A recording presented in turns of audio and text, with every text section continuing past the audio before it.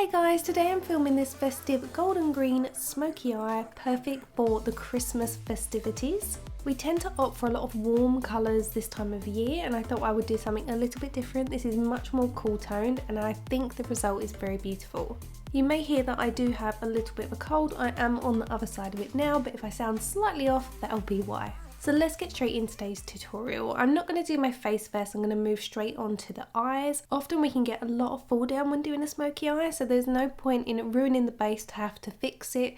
You might as well start straight with the eyes, then clean up and then move on to the face. Having a little bit of concealer on there is going to work as a bit of a base for the eyeshadow to stick to. It also neutralises the skin in case any of that skin is exposed. If there's no foundation or concealer on there, it can often look slightly different colour to the face. So it's a good idea to prep it with a little bit of concealer or foundation, mostly to neutralise and make sure we've got that beautiful consistent base right up to the brow bone. But again, it will also work as a bit of a primer for your eyeshadow. The brush I'm using here is by BK Beauty and it's the 201 brush. For the base of our smoky eye, I'm going to choose a green pencil. You've got a couple of different options, but I'm going to go with the Nude Sticks Night Dweller eyeshadow stick. But feel free to use whatever eyeshadow stick or eyeliner that you like. I have recently moved some of my camera and lighting. I do apologise because a couple of the frames I am ever so slightly falling just off of the frame, but once I realise, I adjust it. So I've roughly drawn along the eyelash line from the inner corner to the outer corner, lifting that on the outer edge towards the eyebrow bone and then coming back on myself through the socket, leaving a blank space on the top of the eyelid for the gold shade. I like using a pencil as a base because it's slightly sticky to begin with. You've got some movement time, but once it dries down it doesn't move, but it's a good base for your eyeshadow to stick to as well. So I like to use something like a pencil to get the shape and the smoke. I've then blended that out using my BK Beauty 206 brush. If you are new to these brushes, I will link my discount code in the description bar in case you want to try them for yourself. Now we've got the shape down, I'm going to go in with a darker pencil. This is Night Forest by Lisa Eldridge and it's a really dark green. So we're going to trace over the area that we've already applied the lighter colour. This is ideal if you're somebody that lacks confidence. Using a lighter shade first will give you the shape, but if you get it wrong, it's not a major issue because it's quite light on the skin and you can make corrections. Then when you go in with your darker shade, you've got a pattern to follow, you're almost tracing over it. There's also an added bonus, applying thin layers equals longevity with your makeup, and it adds a certain amount of depth to the look having that shade underneath. It's important not to distort the shape that we've created when we're blending, so you want to be mindful of the direction that you're blending. On the very outer edge where we've got that V shape, try not to pull the colour downwards at all, instead we're blending up and out towards the tail of the eyebrow. But then also blend inwards towards the socket of the eye to make sure that we're not blowing that colour downwards or outwards too much. Try to keep the shape that you've already created. I'm going to use that same forest green shade to tightline the eye, which is to go underneath the top eyelashes and then also along our waterline, which is above our lower eyelashes. A smoky eye really isn't complete without a really nice black or dark green or dark blue eyeliner.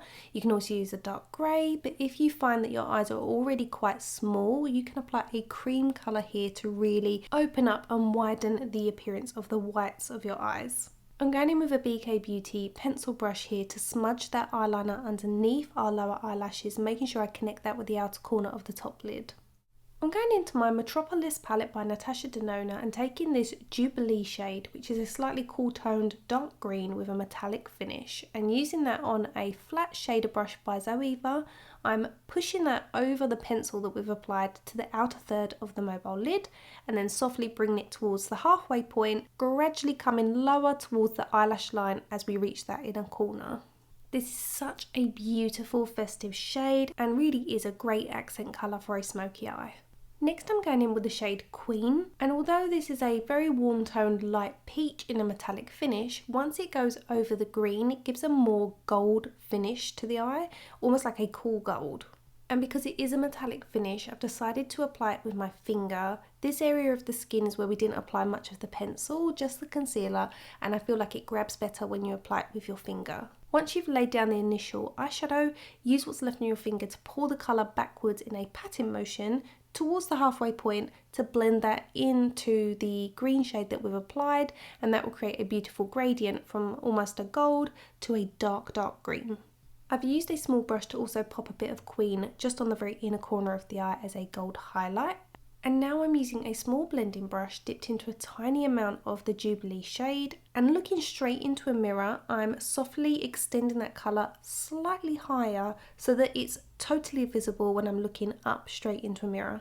Going back to my BK Beauty pencil brush, I'm also dipping that into Jubilee and going over the forest green pencil that we applied underneath our lower eyelashes, and then going in with a clean blending brush just to soften everything.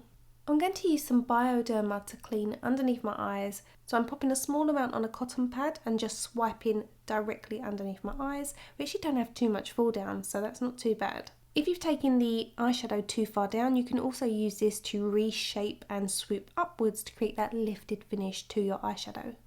The mascara I'm using is by Anastasia Beverly Hills. I'm only going to pop a light layer of this on my top lashes as I'm going to apply some falsies, but if you're not into falsies, do a couple of layers of mascara so that they're nice and voluminous. Also do the same on your lower eyelashes so that you've created that balance. I haven't used this mascara too much, it's definitely not one of my favourites, but as I've got it, I am going to use it. I've had these for a little while. These are the Sister Nature eyelashes in Dawn by Kiss. They are a little bit longer than I would have liked, but once I put them on, I could not be bothered to swap them over, so I stuck with it. I thought they would be similar to the Ardell Double Wispies, which are some of my favourites, but these are slightly longer. They're similar, but just a bit too long. If you are new to makeup or you are new to applying eyelashes, I have plenty of tutorials on how to apply them, tips, tricks, hacks, and I will link the playlist for you on the top right hand corner for you now. So now that the eyes are finished, I'm going to move back onto the skin. I'm going to use the Milani Conceal and Perfect 2-in-1 foundation and concealer. Now that we're heading into winter, I'm in that awkward phase of sort of not really fitting one particular shade, and this one for me kind of comes out a little bit too orangey yellow. I'm going to show you how I neutralise it. It's one of those things where you have to trust the process, because once you start you think, oh god, this is not going to work, but I promise you it does come together. So I'm going to push that into the skin using a damp beauty blender. You can see I still have some colour on my body from the summer and from holidays. During the summer months I sometimes add a bit of a red pigment so that it's not too yellow. But when something is too orange, you need to knock it back with a little bit of blue. Therefore, I'm going to mix a little bit of the blue and white pigment by Temptu to neutralise and also slightly lighten the centre. Now don't panic when it goes on, because you will see the blue, but once you press it in, you won't see the blue, and instead you'll just see much more of a neutralised foundation. And like I'm always saying in a lot of my tutorials, is that you have to trust the process. Once you get on your contour, a little bit of bronzer, your blush, everything will come together. So at this stage, don't panic. Just try and make sure that your foundation matches your skin as best as possible if you don't have the perfect shade. This overall finish at the moment still does not match because I have a lot of warmth in my body, but I know I'm going to be applying warmth around the circumference of my face, and that will pull everything together. I'm adding a subtle amount of brightness underneath the eyes using my Makeup Forever concealer, which is what I used on my eyelids before I applied my eyeshadow. I love this because it's anything but heavy. To softly sculpt the skin, I'm going to take my SOSU contour stick in the shade Cool. I am popping this through the cheekbone area. I'm also popping some down the sides of my nose and a little bit around my hairline, all the usual areas. You can also pop this around your jawline. I'm going to press that into the skin using a flat top foundation brush. This is an old Real Techniques brush, and if you find that your foundation has dried down because you're using a matte foundation, a little tip to help the blending process is to spritz the bristles of your brush with a product such as the Collagen Spray by Kosas or something like Fix Plus by MAC. That would also work. You just want something that helps with the blending rather than creating too much drag. You don't want to disturb the makeup, you just want to press it into the skin and soften it. Then once you've done your initial blending, you can go back in with your damp beauty sponge that hopefully has a little residual foundation in, and this will soften everything and you shouldn't have any harsh lines. Sometimes I like to break up the look with some faux freckles. I'm just going to pop these on, and I'm going to do it in speedy time because I do have a tutorial on how to apply freckles. Initially they look very, very false, but once you tap over these with a brush that has a small amount of residual foundation or concealer on, you can soften them. This just helps to make the skin look less heavily made up. For blush, I didn't want anything too heavy, so I've decided to go for the Nude Sticks Matte Luxe Blush in the shade Nude Buff, and I'm bouncing that on to the apples of the cheeks and pulling the colour back backwards using my BK Beauty 106 round top foundation brush. This is more neutral in its tone and I feel like it still complements the green on the eyes. It actually makes the green look a little bit more green, and it's not too heavy or too in your face because the eyes really are the statement feature of the makeup. If you've never tried nude sticks before, make sure you take advantage of my discount code because you'll get 10% off.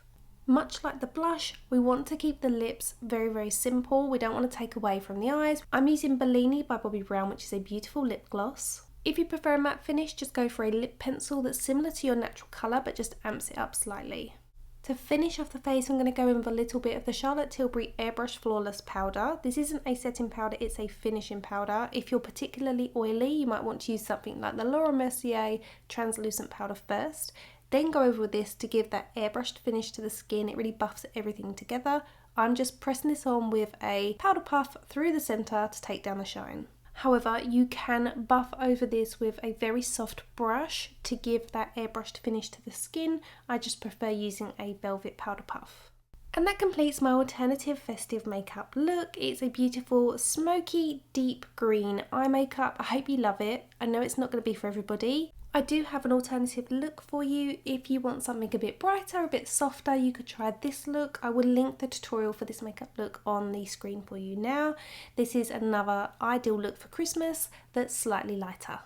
As always, thank you so much for watching. I hope you've enjoyed both looks, and don't forget I will link all the products I've used in the description bar. Come follow me outside of YouTube over on Instagram where I share all of the PR packages I receive. There you can request to see those products in tutorials over here on YouTube. My handle on Instagram is @ShowMeMakeup. It's on screen for you now. If you are new to my channel, please hit the subscribe button. It's free to do so. And I will see you in a couple of days with another video. Bye guys!